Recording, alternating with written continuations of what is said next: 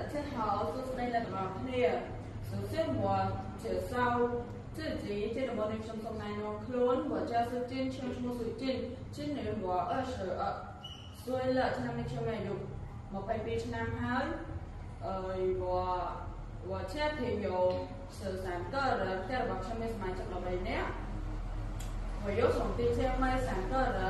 ខ្ញុំមានបងប្អូនប្រុសស្រីចំនួន3នាក់我有一个妹妹一个弟弟和我ខ្ញុំមានបងស្រីចំនួន1នាក់បងប្រុសចំនួន1នាក់មកបន្ថែមនឹងខ្ញុំ我去年读6年级ខ្ញុំរៀនភាសាខ្មែរដល់ថ្នាក់ទី6我学中文6月了ខ្ញុំរៀនភាសាចិនបាន6ខែហើយ在 SK 国际学校那是拿安排去 SK 我看学习中文很重要ខ្ញុំមានអារម្មណ៍ថាភាសាចិនគឺជាមានសារៈសំខាន់ខ្លាំងណាស់因为我们国家有很多中国人ពីព្រោះប្រទេសរបស់យើងមានជនជាតិចិនជាច្រើន他们来中国在做生意很多ពួកគាត់មកប្រទេសកម្ពុជារបស់យើងដើម្បីបង្កើតមុខរបររកស៊ីជាច្រើន他们需要人员做翻译ចង់ឲ្យពួកគាត់ត្រូវការបុគ្គលិកបកប្រែ这样我希望我能努力学中文让自己以后找到好的工作អញ្ចឹងហើយខ្ញុំ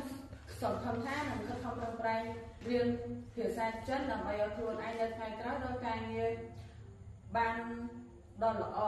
ការងារមួយដល់ល្អ如果你们最后谢谢 SK 国际学校最终达到功能是安排去 SK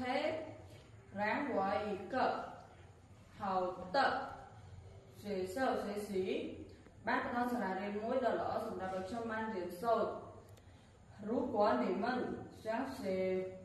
中文可以过来 SK 国际学校学习បើសិនជាអ្នកទាំងអស់គ្នាចង់មករៀនភាសាចិនអាចមករៀននៅសាលាអន្តរជាតិ SK បាន但是ក៏ប៉ុន្តែ如果你们不认识